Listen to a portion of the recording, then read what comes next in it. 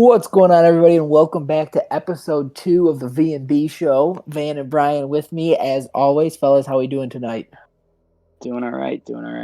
I'm doing awesome. Better than Brian by the sounds of it. Yeah. Tough night here in the coach household. Yeah, it happens. It's part of the business, you know. 100%. Well, we got some good feedback from our last show. I forgot to put out. Brian even reminded me. I forgot to put out the announcement to have everyone send us questions. So we made our own. I'll make sure to get the announcement out probably tomorrow, so we can get some questions from the community. We got our 6-pack of questions like we did last time. We're just going to run through them. Probably a little bit shorter than last week's episode. Last week's episode we were over an hour. We don't want to be an hour-long show, so we'll try to keep it a little shorter. But you know how that goes once we kind of get into it and get a little back and forth going on. But with that being said, fellas, let's hop right into our first topic. Van, we're going to start with you. We're coming off the off season, the draft, the trade frenzy, everything. What would you say is the best and the worst trade of the off season? Well, I think, just going with my cynical nature, I'm going to have to just go with the worst because I don't know, you can transfer that to the best on the other side of the trade, I guess. But I'm going to leave Brian with the trade that we all want to talk about today. But the one that really jumped off the board to me, there's two. I think Regan getting the Ravens first for a couple of guys on the edge of regression really bothered me. Okay. That one to me, I mean, obviously he made up for it in a big way. But I think that trade bugged me a lot. And then the Jaguars, Byron Jones for a future first from Jacksonville. Which side do you like on that? You like? Oh, I think the future first. Yeah. Byron Jones is 28 years old. Yeah. You're getting the Jags first.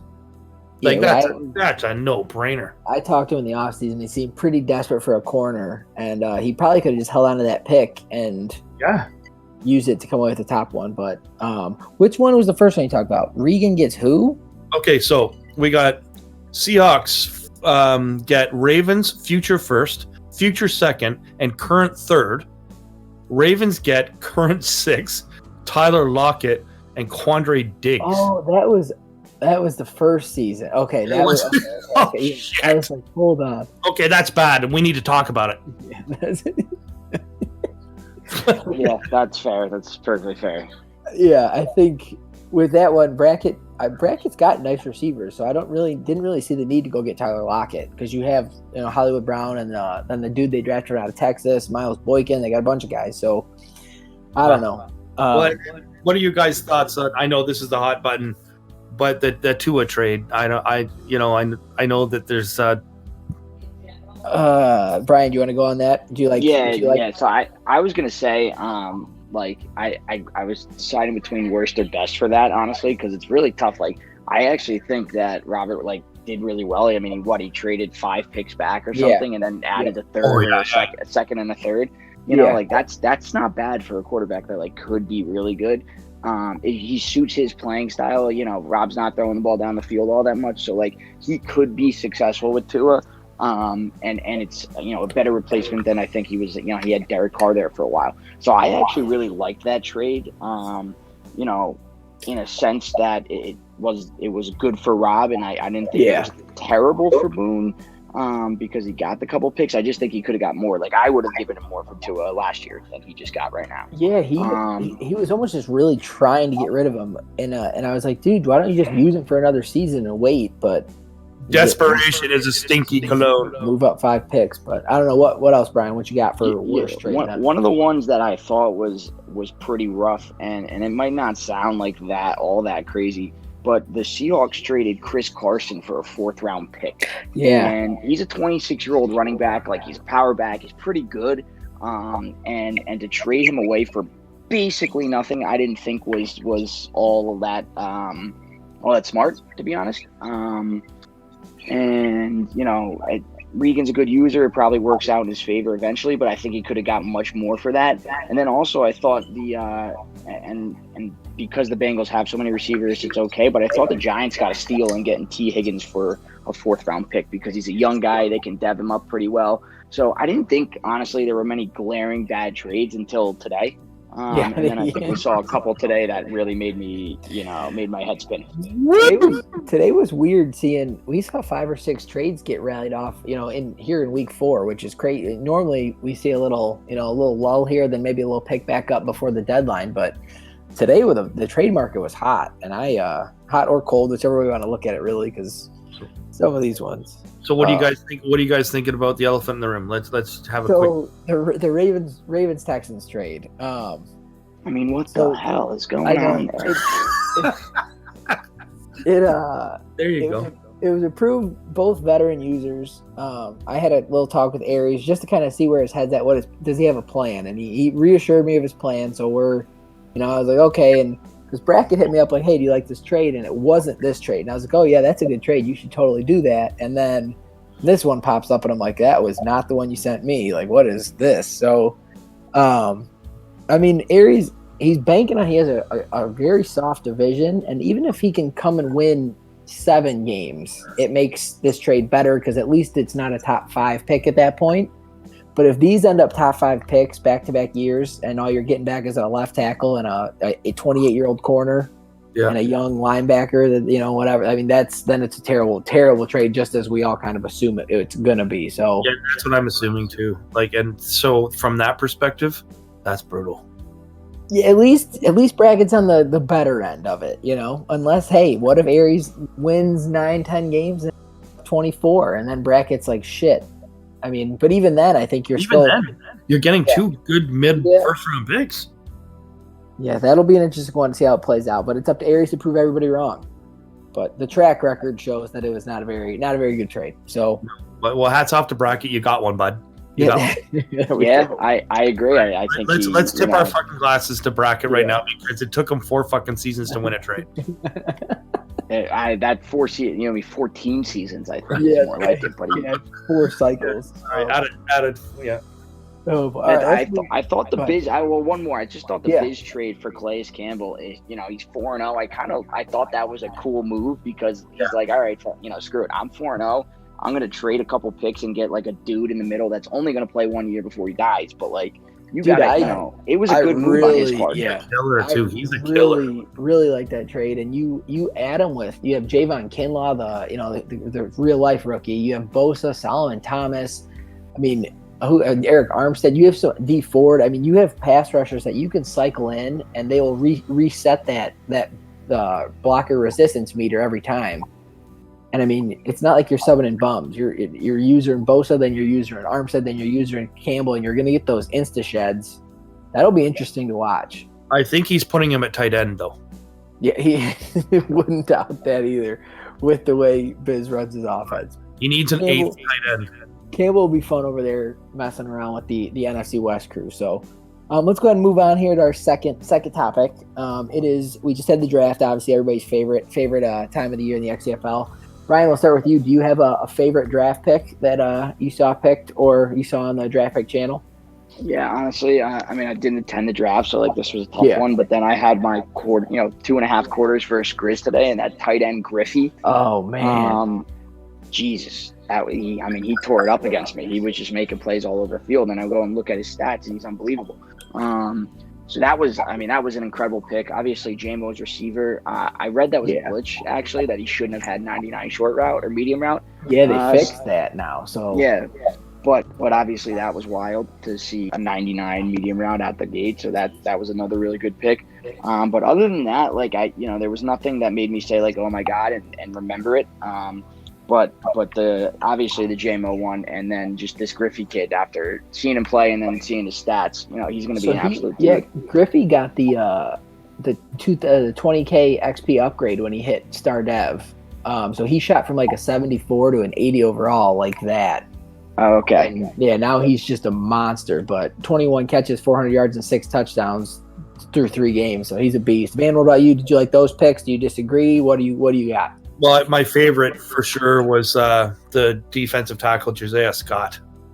The fact that the guy had number 1 almost in every category, had the best combine, and now knowing how much defensive tackles mean, I think that was a great pick by the Jags. And I'm going to go a little bit later with, a cornerback that Jack picked in the 4th. What's yeah. Oh yeah. So his name was I don't have it even written down. The guy's 6'3". Yeah, I'll pull it up. It's who is it? The fourth round. I mean, Connor Jackson. He's a monster. 93 speed, 94 XL. Yeah. What is he like? What is he? 6'5", probably too. 6'3". 6'3". Yeah. And the guy fell to the fourth. So that's like Nick drafting a 95 speed wide receiver every year. That's Jack. You just know he's going to find him. Oh, yeah, Jack got two 6'3" corners, both 22 years old, both 93 speed. So he's starting his build, and it'll be interesting to see how that goes. I did want to say a quick thing about Robert taking that cornerback before the linebacker was risky. Dude, risky. Out for him. It seems what. That was an interesting trade. Rob trades away his future first, which is very valuable to most, other than Rob. But he ends up getting two studs. So I mean that's a bold move. Is that something you're in favor of? If you're able to trade your future first that you know is going to be top 10, but you're able to get up into the top 10 and draft two studs, it gives you an extra year of development on these guys. Yeah, it's a wash, but I just wouldn't have taken the cornerback first. Yeah, that linebacker would have been gone. Which I'm wondering if that can be a theme, because that with 90 speed, 90 XL is pretty nasty at linebacker. I think it's going to be. You see guys coming out of the draft with that now, so I feel like you're going to see that in Madden all the time. We're going to have linebackers that are just flying around the field. Yeah, you get the Devin Bush, the Devin White, and now all of a sudden we're going to be flooded with it. Where seeing a couple would be nice, but not seeing 8 in each draft class is going to be. There's 8 in this draft class. Thank God we're not a user league. Yeah. Oh my God. Yeah. Oh jeez. All right. Well, now we're on the topic of that. Actually, we go right into our next topic. The third topic of our 6-pack of questions: keep your first round pick, or do you trade your first round pick? Last cycle, the draft didn't matter as much to some. The overalls were lower. The ratings you're looking for, the high zones, the high speeds weren't always there. Brian, I know you kind of have always been in the boat of trading your first round pick. So where do you stand with this Madden after seeing one of the drafts? I'm still trading it early, and I think as you get later in the cycle, for me, and this may be completely ass backwards to how most people view it, but I think, as you get later in the cycle, it gets a little more, like not even later, mid-cycle, it gets a little more valuable to have those picks. But if I can trade those guys early on for young guys, like I got Rashawn Gary, Uchenna Nwosu, I got two young linebackers from my first round picks. If I can get that, I'd rather have that because I know what I'm getting. I don't I'm not a big draft guy because I just don't know, and I don't want to not know what I'm getting out of a player. So, for me, it's 100% trade early and then start to keep it as we go on. But I understand most people don't like that. But if you can get good return with a young player, go get it. If you're trading a first for a 28, 29-year-old, 27, even 26 is probably too old, then you're doing it wrong. I was going to say that's the big key there. If you can at least do it for a 24-year-old or a 23, 25-year-old that you still have room to dev. Like you have Nwosu already at 89 finesse moves at 24 years old. So I mean it's similar to what you would have drafted, somebody that you're building, and you just have him a year in advance, and now he's going to be 90 overall here soon. So, Van, what about you? I know you're a big draft guy. Yeah, well, I mean, I hate to say it, but I really agree with what Brian said all the way from top to bottom there. Yes. Yeah, I mean, if you can do it the way Brian did it, absolutely. But how many people do it the way Brian did it? Not enough. Right. So, I mean, if you use his template, I would never have a draft pick. But the issue is like you said, so many guys are trading picks for 27, 26-year-old guys, and they're not being able to develop them properly. And, if you're not a user that can build players like myself, you need that youth to have the extra years to build them. So I agree with Brian on that one. Well, I think that is one thing that people forget when they see these trades pop up. That you might see a lesser user trade away their first round pick, and they're like, "Why would you trade a top 5 pick?" And it's like, what good is a top 5 pick if I get a wide receiver that I never is going to hit the 1,000-yard mark and he's never going to dev when I could trade him for to someone else? So it's kind of what you just said, Van. Where if you can't dev players, you need to move your first for players that are already developed. Yeah. So you can buy players. Yeah, you can buy. And I did it. I've done it a couple of times. And if you can get a nice player that's been dev'd at 25 for a first, I think that's a good move. Yeah, it's interesting, and that's what makes it fun. Brian and I have talked about it a few times, where it's what makes it fun, where everybody's got different strategies. If everybody had the same strategy, it would just be a horrible situation because everybody be letting the same players go and looking for, Madden Gen player, whatever it is. So I think we're in a good spot with a lot of different mindsets as far as team building.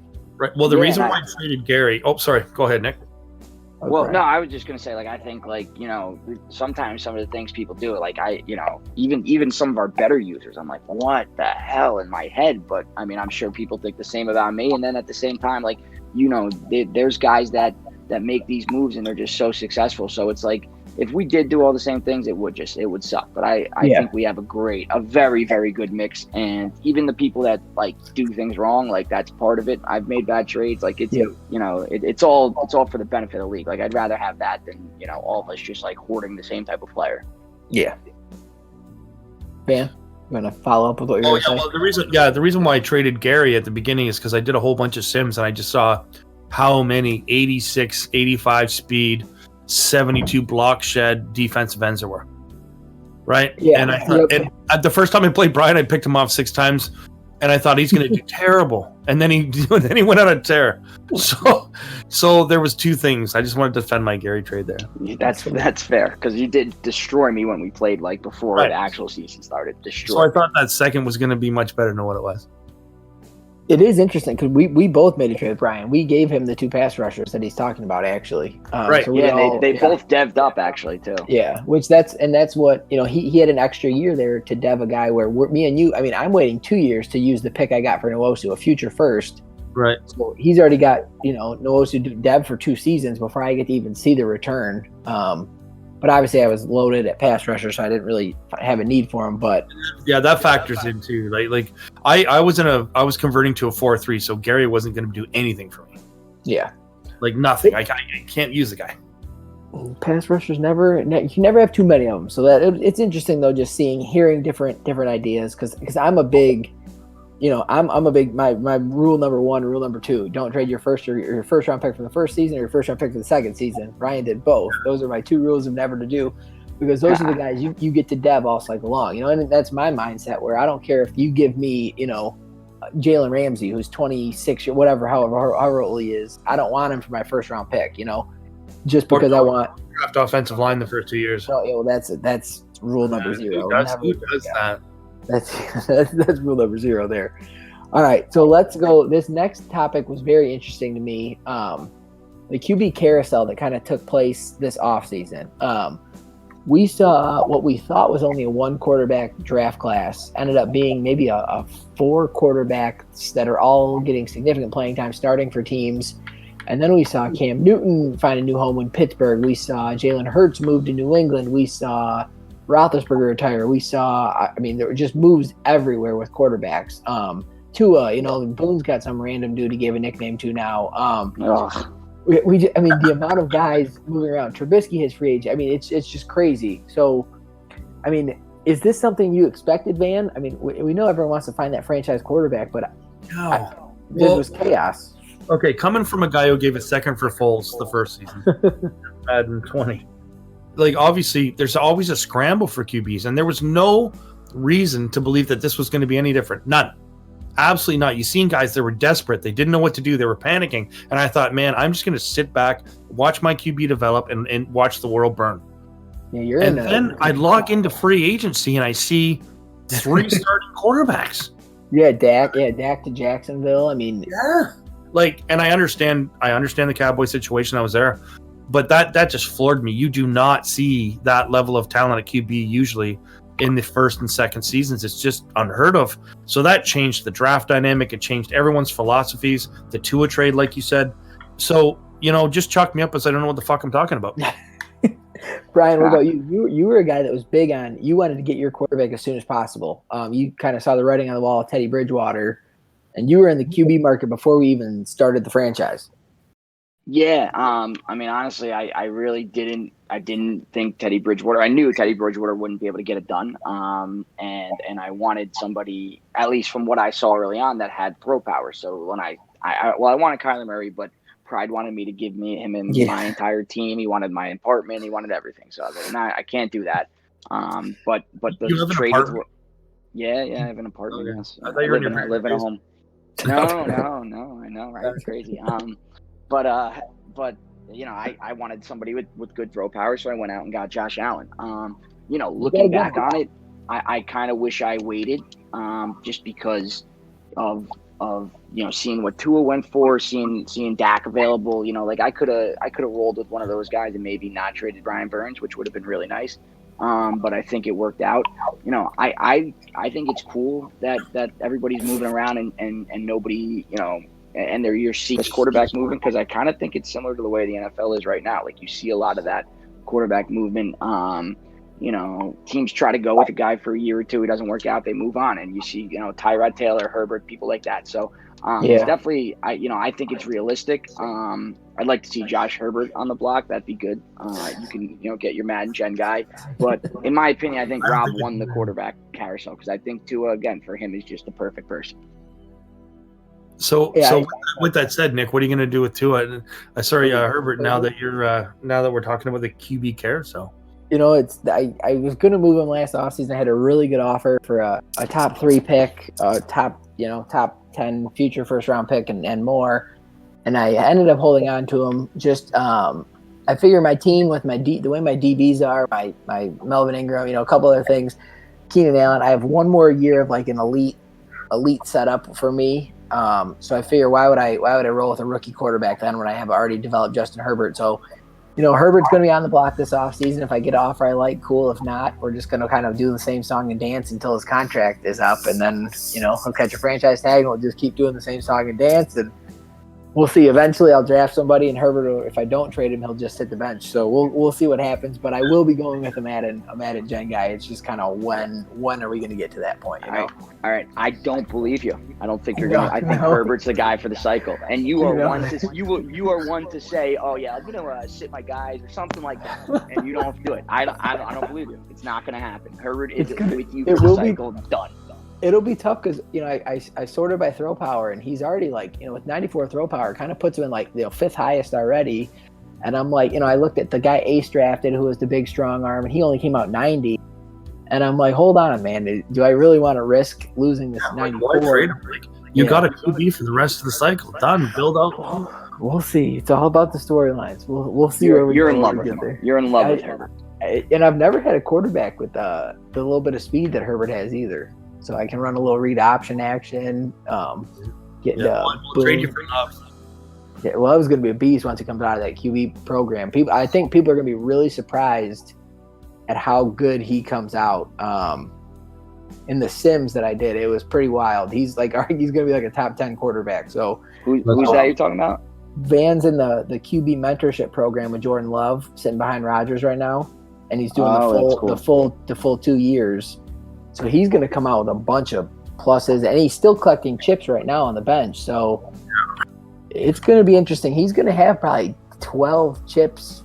I don't know. It's going to be interesting what he looks like, but people are going to be shocked, and I think we'll see a lot more people start getting guys in that program if they're eligible. So it's a good idea. It's a good idea. Yeah. All right. Let's go. Topic 5 here. Kind of a broad question, kind of difficult to judge because we are only in week 4, getting into week 5. Who is the team that you think improved the most this offseason? Van, let's start with you. Well, I'd have to say Boone because he got 17 draft picks. No, I'm kidding. No. Were they good ones though? Yeah. No. Santos was on my board, man. I was taking him. Yeah, like the 6th round.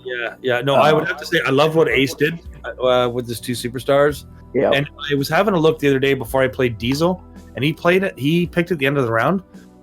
The guy can draft. He snagged some good receivers. Oh my God! And a good corner, 2 good receivers. One's already devved up, and I thought, oh, for crying out loud, why put a guy like that in my division? He knows what he's doing. He had a great draft. I commented before he played. The guy knows what he's doing. He did add Tyree Jackson, which will be interesting because he's not the Tyree Jackson in the past where they knocked the speed down a little bit. They knocked his accuracies down like crazy. He's 96 throw power. Well, he couldn't hit Lake Erie from Cleveland. Yeah, I mean he's under 75 on all his accuracies, so he's got a ways to go. He's only 23, so you can still dev him up, but we'll see. That'll be the key of how his. That was his mistake, but I don't think he had much of a choice. Yeah, I think he'll draft somebody. I think he'll draft somebody. Brian, what about you? Who? I'm gonna go. I was originally gonna say JMO, but then I couldn't say JMO just because he's in the division. I just can't say JMO. So I honestly, you know who I thought really did a good job in the trades at least, and you know, he's a really good user. It's gonna help him a lot. Is VBD. I love that he traded Watt. I think what he got was pretty good. I forget he got one other guy in the draft that was like pretty decent, but I think he's set himself up here to maybe make a run at Jack, like while he's still kind of figuring the game out early on. You know, getting a guy like Stephon Gilmore that he just got today is a game changer, because having a lockdown corner is everything in this Madden. I think you have to have really, really good pass rush. So pass coverage. So I'm gonna go with VBD. I thought JMO, I mean, I'll give him a little bit of love, did a decent job, but I don't think like anyone made any moves that were like that were really, really like league changing or going to get themselves into a completely different spot, you know, in the standings. But I mean, we've seen early on that a guy like Biz has done really well, and he's making a couple moves now. So obviously there's been enough to make a little change. But you know, I haven't been, you know, that impressed early on with anybody's moves or thought anything was that game changing. VBD Ryan's on offense right now. No, I'm facing the third and one. Oh, okay. VBD's secondary is interesting though, because he pairs Gilmore with Richard Sherman, who he signed in free agency, who's 80 speed, but then you get a nice, you got McKinney from Alabama at safety paired with Jabril Pepper, so it's a pretty nice secondary with a mix of youth and you know, a couple of vets. So yeah, and you can't argue with the way that he does it. I mean, he's always had success building with vets. Yeah, I like Willinger. Willinger started 3-0 too. He was one of the few teams. I think what Brian just said though. We haven't seen anybody make any game change, but so many teams are strapped with the real life cap contracts right now. Yeah, I think we only saw like 7 teams bidding in free agency. Like there were no bidding wars really outside of Trent Williams. I bid the first night, didn't look at it, and then got both of my guys. Like I figured I'd get no one.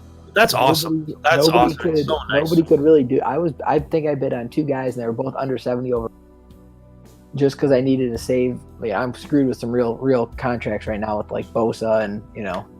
Is Boone not like minus 20 million in cap right now? Boone is in. He's positive cap, but he definitely has a massive cap hit that's, you know, taking up a bunch of his cap space. So that's what happens when you trade Byron Jones and Tua and, you know, whatever.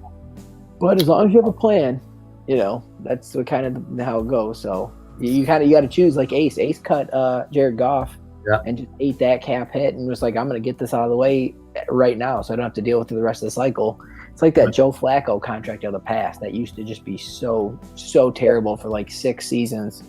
But yeah, I traded Teddy to get him off because it saved me like $3 million, but it just wasn't worth having him as backup anymore. I traded him for peanuts basically. His was like a fully guaranteed contract or something too. Like it was one of those. Yeah. Teddy's a disease in the quarterback room. That's the problem. Biz has him and Garoppolo both raking in a bunch of money too now. With the worst part of that question, Nick, I'd have to say, I mean, I don't slight the guy for the move, but boy, oh boy, letting Dak go and then throwing 6 interceptions with your rookie QB's debut, that has to make you shake your head a bit. Yeah, I played him. I didn't think he had fun. He definitely he was sitting there with 2 touchdowns, 15 interceptions after I got done with him 3, I think. But the quarterback he took was surprisingly really, you know, an 85 speed, 88 excel, 91 agility, 92 change of direction at 6'3", 205. Like he's a speedster, 89 throw power, accuracies are decent, you know, 87 throw on the run. So he's like the improviser, you know, archetype. Wait, by the way, the Griffey kid guy just made a touchdown catch in triple coverage. So yeah, there you go. He gets some wild animations with like one hand. And, you know, it's yeah. I'm sure you've seen. You can't wear number 40 though. That's gotta go. I agree. I tell you that there's no way. But Van, I agree with you though. You could have tagged Dak. Yeah, I think you should have bought a little more time. Got him for some. You could have at least moved him for something. Even if you want to draft a quarterback. Leaving yourself vulnerable like that year one can set you back, man. Yeah. And if you make the wrong move, or if a quarterback doesn't fall to you, don't make. I at least would have went after somebody. Maybe I don't know what his cap situation's like, so I don't know if I. Not good. Yeah, not good. So, I mean, I would have signed Bubby Brister at least, but I mean, not a good situation there. But he's paying all those offensive linemen a bunch of money. But getting Dak off the books was good. I think he had to decide to tag Dak or tag Awuzie, the corner. But now he's got LVE on the block. Dude, yeah, we'll have to have a little talk with Heath, I think, because LVE's a franchise building block that you don't move. I asked about him. I asked about him, but I got two I got two decent middle linebackers that I guess I was like, it's not worth it, but I definitely thought about it. The only thing I wonder, with his speed in the past, 86 speed, 91 excel. He's not the same. He's not the same. I was gonna say, you're seeing guys getting drafted with, better. So it'll be, but still only 25 years old, 84 overall. Bracket shaded like a future second for a 60 overall, 90 speed middle linebacker. So oh my god. That was so the trades are all over the place. So when you go back and you want to look at value, it's not a good idea to do that. It's tough. All we can really do as a committee, just kind of protect the newer people. Right. The only trades we've declined have been ones that were kind of like, okay, this guy clearly doesn't know the value of this player yet. We can't let him move it for that, Well, I'm working Doughboy for Bush right now, so back off. Because people don't realize everybody values draft picks differently. Of course, like we've kind of just covered. And now, I mean, after coming off a cycle where draft picks stunk, to now draft picks matter again. Where does the value? We're all over the place. So everybody's got their own opinion. We kind of just got to trust in the how everybody wants the team build. And as long as you don't make a stupid trade and then bounce on us, because if you do that, you probably won't get a chance to get let back in the league when you do want to come back around. And I think that's a great way to police it, Nick. It seems to work for everybody. I mean, it's not everyone's not going to love it, but even with the old guys, when you did the check-in there with Aries, it's like, hey, is everything okay? It's like a welfare check on some of the guys. Sure we got that. All right, so last topic here, 6-pack of questions. This one we're going to try to go through it a little quicker, just because we're going to predict the division winners. So you guys can just tell me who it is, give a quick little blurb why, and we'll just kind of roll to the next one. So we'll start AFC North. Wings won it last year. Is there any change here, Van? Let's start with you. Absolutely not. No, so we're saying Wings. Brian, what about you?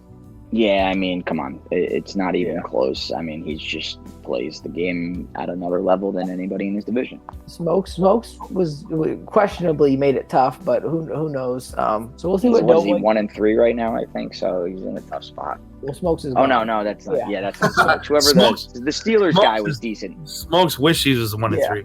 Smokes the Steelers. Now he's gone. Yeah. We'll see. NWS probably got a little more consistent, but Wings will take the AFC North again. Probably be competing for the AFC first round pick or first round bye. AFC South. Titans won it last year fairly easily. He had more wins than the rest of his division combined. Any changes there? Or we're rolling through? Yeah, no. You don't win your division. Yeah, you don't win your division by that much and then crash to that degree. Yeah. He's 2-1 now, and everyone else 1-2. So Drew's a good player. Right. AFC East. This one's going to get a little interesting. Last year, B-Rap won it, or Brap won it. You have Willinger sitting at 3-1. Boone's undefeated at 4-0. Van, is Boone? Is he taking it this year, or is it still Brap? I've read this book before.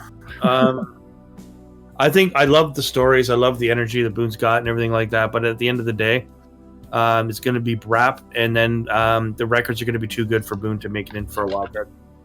Oh, Brian, what about you? Wow, that's tough for Boone. But I got to agree. I think Brap's going to win it again, and I know we're not really saying anything crazy here, but we're taking all the division winners from last season, but I just think it's not even close. I think it's like you said, Brap's better.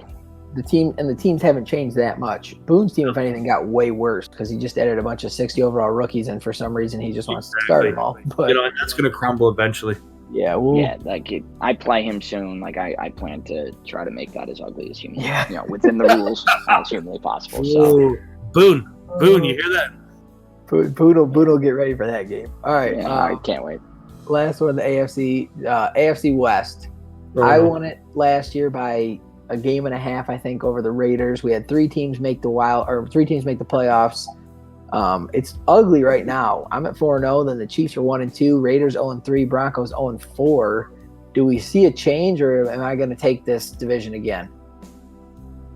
That's your division. I hope not.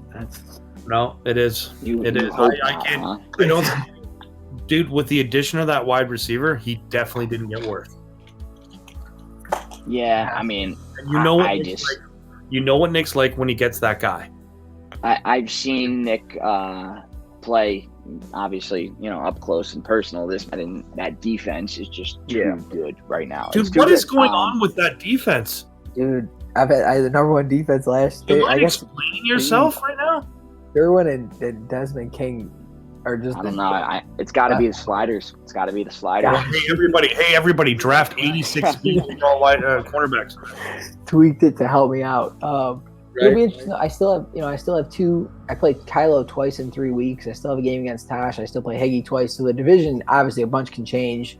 And my schedule is brutal. Jack, VBD, Wings, Drew. I got everybody. So we'll see how it goes. But it's a long road, and I think it'll come down to the last week of the season, regardless. But I'm hoping I am able to pull that out. They gave me a little cushion here with this. What's up with Kylo though? Like, what's going on with him? He struggled his first 2 games and then had to take the forced loss against Jack. Why? He's got that. I think every 3 weeks or every month. Oh my God! He has that crazy schedule where he only can play like 10 o'clock in the morning till like 4 o'clock in the afternoon, and if you can't fit in that window, he can't play till like 1 in the morning. So. Kind of so I think that and it's just a shitty time because he has Jack and Tosh back to back during that. So I just heard an angry whisper. Yeah, no, did you see that? No, I'm just listening to you talk.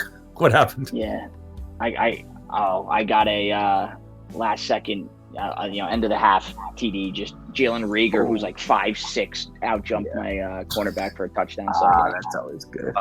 It was fun. All right, let's go. We'll go NFC side of things now. We'll finish up. We're almost done. NFC North. Last year, Van, you won the division. Yeah, Diesel made it as a wild card.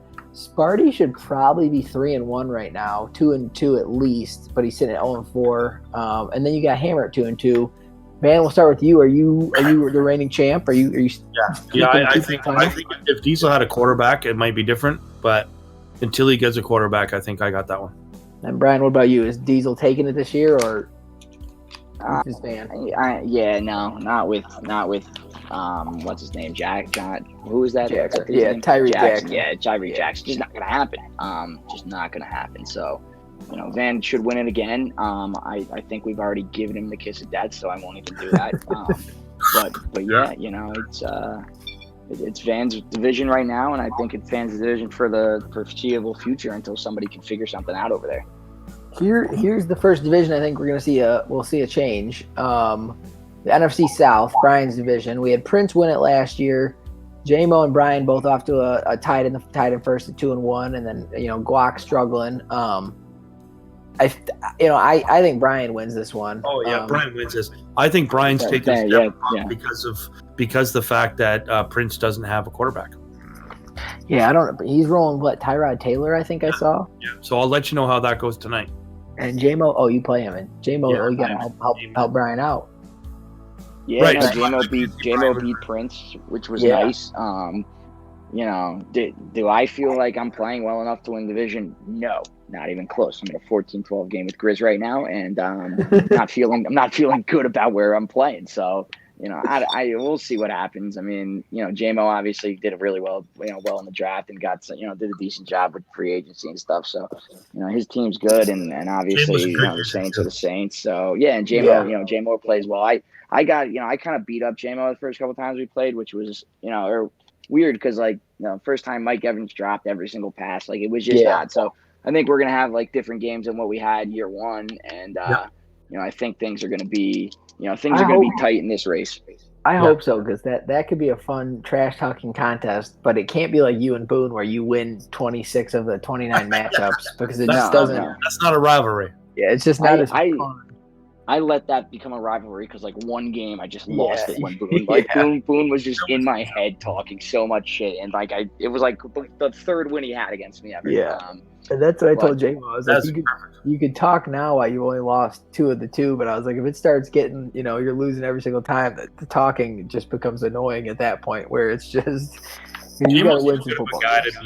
J-Mo's too good of a guy to talk shit like that. And the thing is though, J-Mo's much better than his record right now. I expect him to challenge Brian, but right now I've got to go with B. I think we'll see 2 teams make it from this division regardless. Someone with 3 wild card spots, you're going to see one of the guys, whoever finishes second, will have a wild card spot. So, NFC East, who won? VBD won this last year. Jack was the wild card. Yeah. And then who we got? Grizz, who's playing much better, and then Heath is struggling, but he did just beat Higgy. Is it too early, or is Jack making his push here to kind of? He's sitting at 4-0, and me and him play each other this week. Do we see Jack take over, Brian? No, I think VBD wins it again. Jack obviously he's still in the thick of things right now with football. They're obviously doing what they're doing. So I don't think he's ready. I think VBD is playing really well. So I think you'll see Jack lose 6 games, and VBD will do what he does. He'll lose 4 games, then he'll lose in the playoffs. It'll be it's the same same story. It's just is what it is. But I think Jack will probably make a run in the playoffs. But I think VBD takes the division, and maybe they'll play and have a good playoff game, and I expect Jack to win that when it counts. Van, what about you? You're fresh off a cycle in Jack's division. Is it time, or is you still got a couple more seasons to build? If I can beat Jack the first 4 seasons, VPD can. So I have to agree, and I think VPD is probably going to hold that a little bit longer than I did. I think he's going to be able to challenge Jack a little bit more than I did. I had a great Cowboys team. Jack had a shitty Redskins team, so I took advantage of it. And I think a lot of people predicted that, but I think VPD's taking advantage of the same scenario, but I think he'll hold a little longer. I think this Madden helps. Oh my God. I don't want to say lessen the skill gap, but it is going to be a more competitive cycle, I think. In regards to, I think we'll see different division winners. It might just take a little. I think we'll see it. But yeah, both of them really helps VPD too.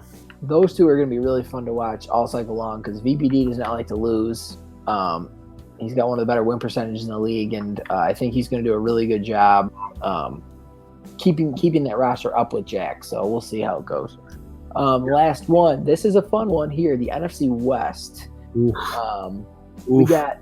Ace is at 2. NFC West. Yeah, NFC West. Ace is sitting at 2-2, but playing really well. Busy at 4-0. You got Regan and Regan and Pride both at 3-1.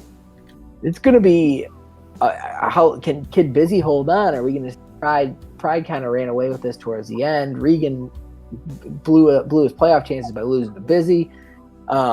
What do we see here? Van, make some sense of the NFC West for us. Well, I think Busy's going to win because the other division mates are going to fucking quit. That's what's really going to happen. They're just going to say, you know what? I can't take this wishbone anymore. I think it's still Pride's division. I think he's got to figure it out. I think everyone right now is in a whirlwind when, Chip Kelly came in and they couldn't stop that offense for a game and a half. I think we're talking about everyone's got to adjust. They're going to get some game tape on this punk, and they're going to learn how to stop this. I got my value in on Pride. I think Ace is going to make a wild card next year, and I think Busy's going to have a collapse. Well, what about Regan? You haven't mentioned Regan at all. He's. I just saw him lose to Diesel with a 9th string QB. Yeah, so and Regan's got a girlfriend now, so we'll be lucky if he's in the league at the end of the year. What about you, Brian? Who do you got winning this one? Honestly, I think, and I love how Biz is playing so far, but I got to go with Pride. I think he's gonna do what he does and end up win the division because he's better. He's not better, but he's proven he can play when it matters to, and win big games. So I think Pride ends up winning it. I think you might see a wild card out of them, though. I think Biz is going to continue to do well. But right now I can't not pick Pride because I just feel like he's too good. Plays at such a high level, and he's such a good user, and that offense is just so boring that he's going to put his users to sleep. He's going to make everybody else just fall asleep. Well, so what happens when Pride and Busy play? They get like 3 possessions apiece. It's a quick one, that's for sure. Like masturbating with a cheese grater. But I do think this will be interesting because these guys.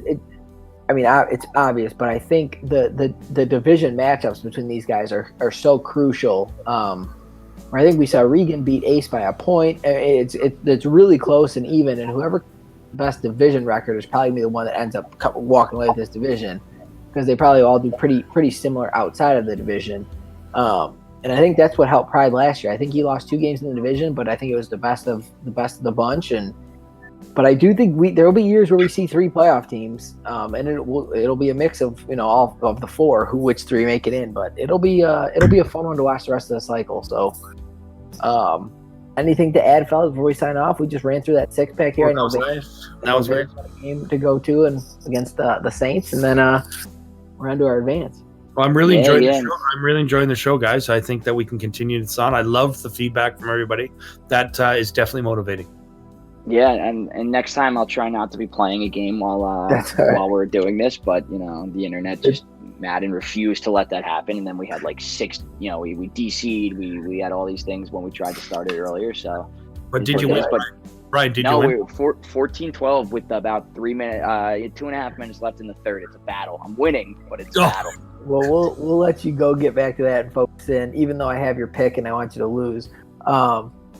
But we'll let you go on that. Guys, thanks for tuning in. Hope you enjoy the show. Make sure to DM any of the 3 of us, really, if you have topic ideas. We're going to try to get creative with some of these just so we got a lot of shows going on. We're going to try to make it so we don't all have the same topics and different things to talk about. But we'll try to get creative, come up with some cool ideas, different scenarios, and we'll try to make this as good as we can. But I'm Nick, and this is Brian and Van with the V&B show. We will see you guys next week. Peace out. Later.